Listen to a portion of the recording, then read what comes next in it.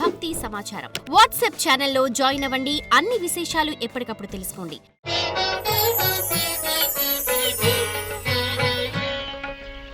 జై వీరబ్రహ్మ జై గోవిందమాంబ జై.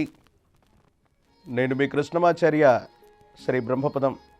ప్రపంచంలో ఎక్కడ ఏ వింత జరిగినా, విచిత్రం సంభవించినా శ్రీ గురుదేవులు వీరబ్రహ్మేంద్ర స్వాముల వారు కాలజ్ఞానంలో చెప్పారు, ఇలా జరుగుతుందని అంటూ ఉంటాం, వింటూ ఉంటాం. దేశ కాలమైన పరిస్థితులను బట్టి ఎప్పుడో 400 సంవత్సరాల క్రితమే విశ్వభవితను చెప్పిన కాలజ్ఞాని జగద్గురు శ్రీమద్ విరాట్ పోతులూరి వీరబ్రహ్మేంద్ర స్వాముల వారు. అటువంటి అవతార పురుషులు సాక్షాత్తు ఈ కలియుగంలో రాబోయేటువంటి అవతార మూర్తి విశేషం వీరభోగ వసంతరాయులకి మూలమై ఉన్నటువంటి రూపమే శ్రీ వీరబ్రహ్మేంద్ర స్వాముల వారు. శ్రీ గురుదేవులు కాలజ్ఞానం అనేటువంటి సాంద్ర సింధు వేదంలో చెప్పినటువంటి ప్రతి మాట కూడా వాస్తవం అవుతుంది. దేశ కాలమాన పరిస్థితుల్లో ప్రతి ఒక్కరూ కూడా రాష్ట్రాలు, దేశాలు దాటి ప్రపంచం మొత్తం కూడా శ్రీ గురుదేవుల్ని కీర్తిస్తున్నటువంటి సంఘటనలు మనం చూస్తున్నాం. ప్రస్తుతం మనం ఉన్నటువంటి ఈ ఆంగ్లమానం 2025వ సంవత్సరంలో ఒక మహోన్నతమైనటువంటి పర్వదినాన్ని, వేడుకల్ని మనం జరుపుకుంటూ ఉన్నాం. ఏమిటా పర్వదినం, ఏమిటా వేడుక అంటే అద్భుతమైనటువంటి కుంభమేళాన్ని మనం జరుపుకుంటున్నాం. కుంభమేళ అన్నటువంటి అర్థానికి పర్యాయ పదాలు ఏమిటి, అర్థాలు ఏమిటి అన్నటువంటి విషయాన్ని మనం చూస్తే, కుంభము మనందరికీ కూడా తెలుసు. 12 రాశులలో కుంభరాశిని ప్రత్యేకంగా చెబుతాం. కుంభం ఆకృతి, కలశాకృతిలో ఉన్నటువంటి రాశి గురించి మనందరికీ కూడా తెలుసు. ఈ కుంభమేళాలో ఆ కుంభ అన్నటువంటి శబ్దం ఒక ప్రత్యేకమైనటువంటి రాశిని కూడా సూచిస్తుంది అన్నటువంటి విషయాన్ని కూడా మనం గుర్తెరగాలి. ఈ కుంభమేళా అనేటువంటి అద్భుతమైనటువంటి ప్రక్రియ దేశ కాలమాన పరిస్థితులే కాదు, జ్యోతిష్ శాస్త్రానికి కూడా చాలా సంబంధం ఉన్నటువంటిది. ఆదిత్యాయ చ సోమాయ మంగళాయ బుధాయ చ గురుశుక్ర శనిభ్యర్చ రాహవే కేతవే నమః. 9 గ్రహాలకి అధిదేవతలు, ప్రత్యధి దేవతా స్వరూపాలని మనం చెబుతూ ఉంటాం. కానీ నవగ్రహాలన్నిటికీ కూడా అధిపతి అయినటువంటి వాడు, రాజు అయినటువంటి వాడు ఆదిత్యుడు, అంటే సూర్య భగవానుడు. అలాగే దేవతలందరికీ కూడా గురుస్వరూపమైనటువంటి వాడు దేవగురువు అయినటువంటి బృహస్పతి. జ్యోతిషశాస్త్రంలో బృహస్పతి గురించి, రవి గురించి చాలా ప్రత్యేకమైనటువంటి విధి విధానాల్లో మనం చెప్తూ ఉంటాం.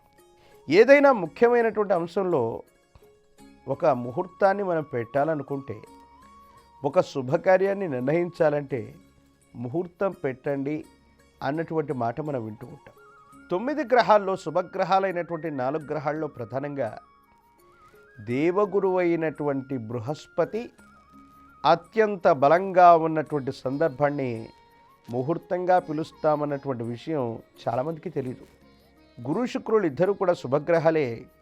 వాటిలో ప్రాథమికంగా దేవగురువు అయినటువంటి బృహస్పతి లగ్నంలో ఉన్న, పంచమంలో ఉన్న, లేదా లగ్నము మీద దేవగురువు అయినటువంటి బృహస్పతి యొక్క దృష్టి ఉన్న దాన్నే ముహూర్తంగా మనం చెబుతూ ఉంటాం. శుభకార్యాలు నిర్వహించడానికి బృహస్పతి యొక్క బలాన్ని మనం కొలుస్తూ ఉంటాం. అటువంటి రవి, దేవగురువు అయినటువంటి బృహస్పతి, వీళ్లకు సంబంధించినటువంటి గమనాల ఆధారంగా ఏర్పడేటువంటి విశేషవంతమైనటువంటి కుంభమేళాల్ని మనం చూస్తున్నాం. సాధారణంగా మన భారతదేశంలో త్రయంబకేశ్వర్, హరిద్వార్, ప్రయాగరాజ్, ఉజ్జయిని, ఈ 4 ప్రాంతాల్లో కూడా ఈ బృహస్పతి రవి యొక్క సంచారాన్ని అనుసరించి కొన్ని సంవత్సరాలకు ఒక్కసారి వచ్చేటువంటి అద్భుతమైనటువంటి వేడుక, మహోన్నతమైనటువంటి కుంభమేళాలో మనం ఉన్నాం. ఈనాడు ప్రయాగ్రాజ్లోని అద్భుతమైనటువంటి 3 నదుల యొక్క సంగమ ప్రదేశం, మహిమాన్వితమైనటువంటి, చారిత్రాత్మకమైనటువంటి, మహోన్నతమైనటువంటి ఈ భారతావనిలో ఒక అద్భుతమైనటువంటి ఈ కుంభమేళాని మనందరం కూడా వీక్షిస్తూ ఉన్నాం. మళ్ళీ ఎన్నో సంవత్సరాలకు కానీ రాబోయేటువంటి ఈ విశేషవంతమైనటువంటి ఈ మహాపూర్ణ కుంభమేళ మళ్ళీ ఈ జీవితంలో రాదు అన్నటువంటి సందర్భంలో ఇప్పటికే 10 కోట్లకు మందికి పైగా అక్కడ స్నానాన్ని ఆచరించారు. కుంభమేళాకు వెళ్ళి ప్రత్యేకంగా దర్శనాన్ని గావించినటువంటి పరిస్థితిని మనం చూసాం. చాలా బాగుంది, అద్భుతంగా ఉంది, అత్యద్భుతంగా ఉంది అనటంలో ఎటువంటి సందేహం కూడా లేదు. మరి ఎందుకు కుంభమేళా గురించి ప్రత్యేకంగా శ్రీ కాలజ్ఞానం ఈ కార్యక్రమంలో ప్రత్యేకంగా మాట్లాడుతున్నాం? దీని గురించి గురుదేవులు వీరబ్రహ్మేంద్ర స్వాముల వారు కాలజ్ఞానంలో ఏదైనా ప్రత్యేకంగా చెప్పబడి ఉందా? మీరు వింటున్నటువంటి మాట వాస్తవమే. మనం జరుపుకుంటున్నటువంటి అద్భుతమైనటువంటి కుంభమేళాతో సహా మహిమాన్వితమైనటువంటి జీవనదులన్నీ కూడా అతి సమీపమైనటువంటి భవిష్యత్తులో ఆ జీవనదులన్నిటిలో కూడా నీరు ఇంకిపోబోతుంది. మహిమాన్వితమైనటువంటి పవిత్రమైనటువంటి కాశీలో కూడా గంగా నది ప్రవాహం అనేటువంటిది కొంతకాలం తర్వాత కనుమరుగైపోవచ్చు. ఈనాడు ఇన్ని కోట్ల మంది కుంభమేళాలో ప్రత్యక్షంగా పాల్గొనడానికి కారణమైనటువంటి ఆ త్రివేణి సంగమం కూడా కొంతకాలం తర్వాత ఇసుక బీటలుగా మనకు కనిపించవచ్చునేమో. కలికాల ప్రభావమో, గురుదేవులు కాలజ్ఞానంలో చెప్పినటువంటి అద్భుతమైనటువంటి వాక్యమో, భారతదేశంలోని మహిమాన్వితమైనటువంటి జీవనదుల అన్నిటి యొక్క పరిసర ప్రాంగణాల్లో అద్భుతమైనటువంటి ఆలయ వ్యవస్థలను మనం చూస్తుంటాం. ఇలాంటి పరిస్థితుల్లో ఇన్ని లక్షల మంది, కోట్ల మంది స్నానాన్ని ఆచరించేటువంటి జీవనదులు, మనల్ని పునీతుల్ని గావించే కుంభమేళాలు, మనల్ని పునీతుల్ని చేసే పుష్కరాలని కొన్ని సంవత్సరాల తర్వాత ఇక చూడలేమా? ఒకవేళ పుష్కరాలు జరిగే కుంభమేళా లాంటి అద్భుతమైనటువంటి ఆధ్యాత్మిక కార్యక్రమాలని మా పూర్వీకులు చూశారని సమీపమైన భవిష్యత్తులో మన వారసులు ఫోటోలు, వీడియోల రూపంలో మాత్రమే చూడగలుగుతారా? అద్వితీయమైనటువంటి పరవళ్ళు తొక్కుతున్నటువంటి కృష్ణమ్మ, గోదావరి, గంగమ్మని, ఈ ప్రవాహ జరిని భవిష్యత్ తరాలు వారసత్వంగా మనం వాటిని అందించలేకపోతామా? అద్భుతమైనటువంటి పాపాలను కడిగేటువంటి గంగమ్మ కూడా ఈ కలియుగంలో పాప ప్రక్షాళన చేయలేక కనుమరుగైపోతుందా అంటే అవుననే సమాధానం చెప్పాలి. శ్రీ గురుదేవులు వీరబ్రహ్మేంద్ర స్వాముల వారి యొక్క సాంద్ర సింధువేదమైనటువంటి కాలజ్ఞానంలో ఇలా చెప్పారు. ప్రధానంగా ధర్మంబు పూర్తిగా నసిగించిపోవును, కాశీలోన గంగ అడుగంటిపోవును, శ్రీశైలమందున్న రక్తవర్షము కురియు భ్రమరాంభ కన్నీరు కార్చేనయ. ఈ కలియుగంలో ధర్మానికి అధర్మానికి విచక్షణ తెలియనటువంటి పరిస్థితుల్లో మనం ఉన్నాం. పూర్తిగా ధర్మం అన్నటువంటిది అడుగంటిపోతుంది. ధర్మాన్ని మళ్ళీ పునఃప్రతిష్టాపన చేయటానికి భగవానుడు మళ్ళీ కూడా తనను తాను స్పృశించుకుంటూ కలియుగంలో ఒక ప్రత్యేక అవతార మూర్తి విశేషంగా రావలసినటువంటి సమయం కూడా ఆసన్నమై ఉందేమో. అందుకే ఎప్పుడైతే అధర్మం అన్నటువంటిది వృద్ధి చెందుతుందో, ధర్మం అన్నటువంటిది క్షీణిస్తూ ఉందో, భగవానుడు తనను తాను స్పృశించుకుంటూ కొత్త అవతారమూర్తి రూపంగా వచ్చేటువంటి సందర్భంలో కాశీలో గంగ అడుగంటిపోతుందేమో, మనకు కనిపించకుండా పోతుందేమో. ఈనాడు సమస్తమైనటువంటి పాపాలని కడిగేటువంటి పవిత్రమైనటువంటి గంగా జలాన్ని మనం చూస్తాం, అద్భుతంగా భావన చేస్తాం. సాక్షాత్తు పరమేశ్వరుడి యొక్క జటాజూటంలోని గంగా స్వరూపంగానే మనం భావన చేస్తాం. అద్భుతమైనటువంటి కుంభమేళాని ఆ అమ్మ సమక్షంలో మనం జరుపుకుంటున్నాం. మన జన్మ పునీతమైందిగా మనం భావన చేస్తున్నాం. కాశీ, వారణాసికి వెళ్ళి మనం తనివి తీరా అమ్మ ఒడిలో సేద తీరుతూ మన పాపాలని ప్రక్షాళన గావించుకుంటున్నాం. మరి భవిష్యత్ తరాలకి సమీపమైన భవిష్యత్తులో ఇది ఉండదేమో. మనం మాట్లాడుతున్నది, మనం వింటున్నది భయాన్ని, ఆందోళన కలిగించేటువంటి సందర్భం అయినప్పటికీ కూడా ఈ కలియుగంలో ఈ 5 ఏళ్ళు గడిచినటువంటి మీదట మరిన్ని వింతలు, మరిన్ని విశేషాలు, మరిన్ని ఇబ్బంది కలిగించేటువంటి ఇలాంటి వార్తల్ని మనం చూడాల్సి వస్తుంది.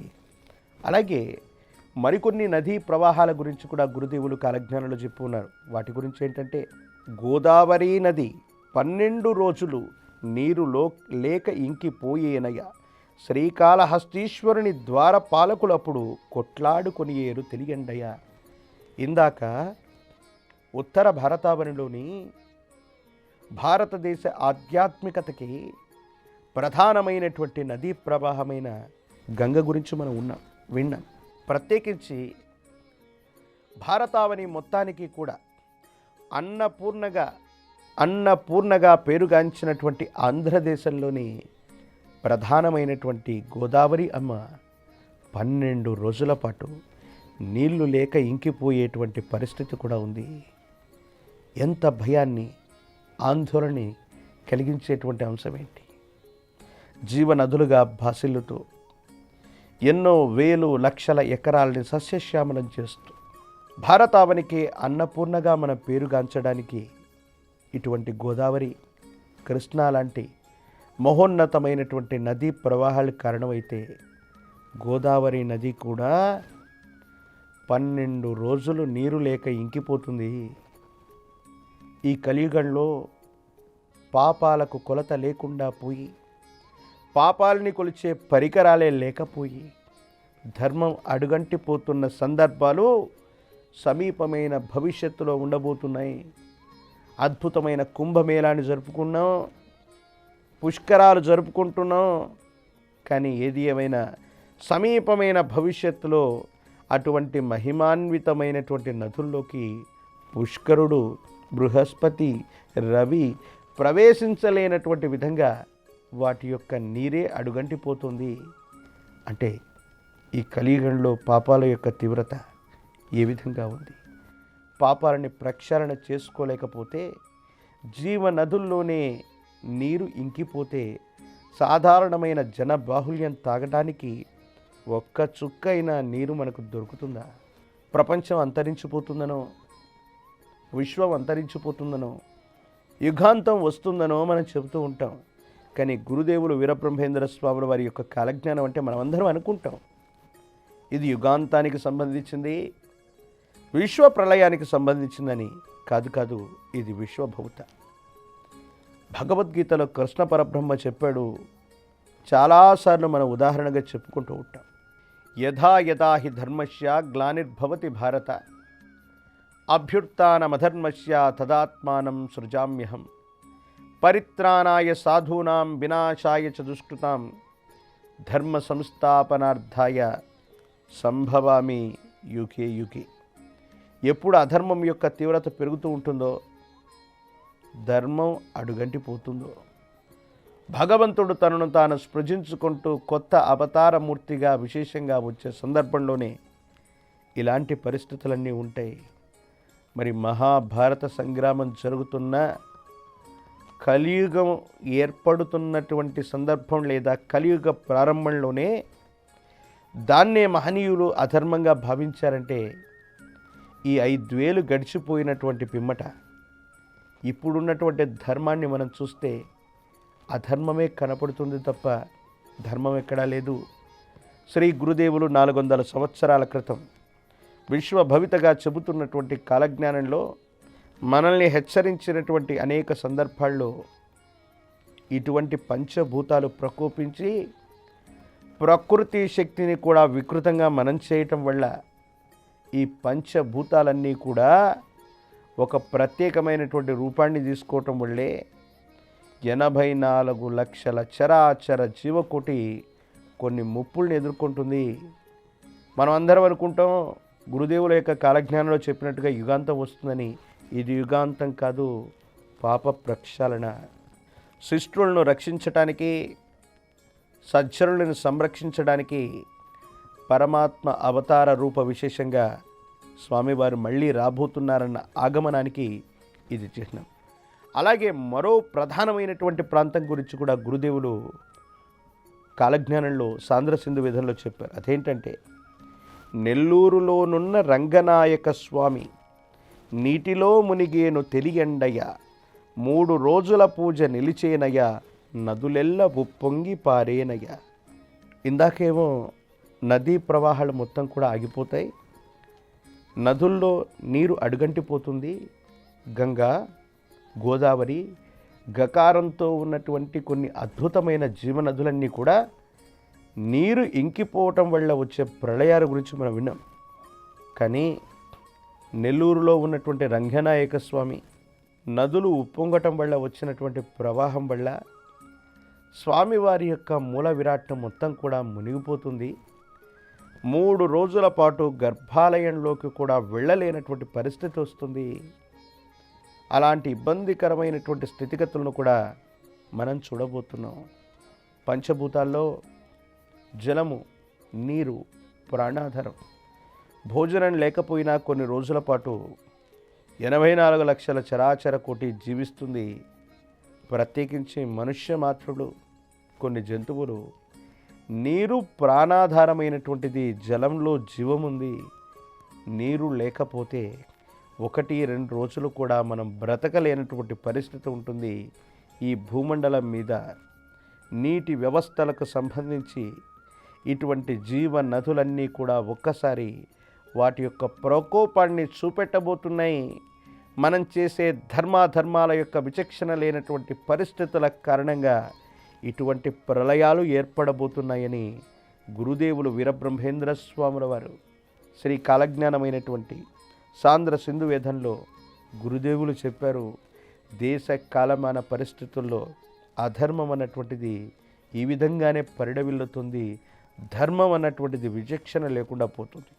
అద్భుతమైనటువంటి శ్రీ గురుదేవుల యొక్క కాలజ్ఞాన ప్రవచనాన్ని మనం వింటూ ఉన్నాం. శ్రీ గురుదేవులకు సంబంధించినటువంటి సాంద్ర సింధు వేదంలోని ఈ అద్భుతమైనటువంటి విషయాల్ని వింటున్నా మనకు భయమో ఆందోళన కలుగుతూ ఉండవచ్చును. కానీ ఇది ఎవరినో భయపెట్టడానికో, శ్రీ గురుదేవుల యొక్క కాలజ్ఞానంలో ఇది ఉందని చెప్పడం కాదు. శ్రీ గురుదేవుల యొక్క కాలజ్ఞానం అంటే ఇది విశ్వభవిత, ప్రపంచానికి సంబంధించినటువంటిది. ఒక వ్యక్తి యొక్క భూతభవిత వర్ధమానాలు తెలియజేసే జ్యోతిష్శాస్త్రమే అద్భుతమైతే, ఓ వ్యక్తి, ఓ వ్యవస్థ, ఓ రాష్ట్రం, ఓ దేశం యావత్ ప్రపంచ భవితని ముందుగానే ఊహిస్తే, కాలచక్రంతో సహా వాటిని వివరించగలిగితే, అటువంటి అద్భుతమైన ఫలితాలు చెప్పగలిగిన మహనీయులు, అవతార పురుషులు కేవలం వీరబ్రహ్మేంద్ర స్వాముల వారు మాత్రమే. పాశ్చాత్యులకు సంబంధించిన శాస్త్రవేత్తలతోనో, ఫ్యూచరిస్టులుగా పిలువబడుతున్నటువంటి భవిష్య దర్శనులతోనో శ్రీ గురుదేవులకి ఏమాత్రం పోలికే లేదు. బ్రహ్మంగారు చెప్పారంటే అది జరగాలంతే. కాలజ్ఞానం సాంద్ర సింధు వేదమై విశ్వభవితగా పరిడవిల్లుతోంది. 4 వేదాలు అనుకున్నాం. ప్రణవ వేదాన్ని మరిచిపోతున్నటువంటి సంఘటన గురించి కూడా సాంద్ర సింధు వేదంలో గురుదేవులు చెప్పారు. ప్రపంచానికి సమీపమైన భవిష్యత్తులో శ్రీ కాలజ్ఞానమే, సాంద్ర సింధు వేదమే ప్రణవ వేదమై పరిడవిల్లేటువంటి రోజులు సమీపమైనటువంటి భవిష్యత్తులో ఉండబోతున్నాయనటంలో ఎటువంటి సందేహం కూడా లేదు. మహిమాన్వితమైనటువంటి కుంభమేళా లాంటి ప్రక్రియలు, పుష్కరాలు లాంటి సమయాలు మన దైనందిన జీవితంలో ఈ మాంస శిక్షులతో చూసే అద్భుతమైనటువంటి ఈ కలియుగంలో మనం బ్రతికున్నందుకు, ఈ సందర్భంలో అద్భుతమైనటువంటి నదీ ప్రవాహాలు ఇంకా వాటి యొక్క జరి కొనసాగుతున్నందుకు నిజంగా మనం సంతోషించాలి. అటువంటి అద్భుతమైనటువంటి కుంభమేళాలు, పుష్కరాలకు మనం వెడదాం, పాప ప్రక్షాళన చేసుకుందాం. కలియుగంలో ఇప్పటికిప్పుడు ఇటువంటి నీరు అంతరించిపోయేటువంటి పరిస్థితులు రాకూడదని ఆ గురుదేవులు వీరబ్రహ్మేంద్ర స్వాముల వారిని శరణాగతితో మనం తప్పకుండా వేడుకుందాం.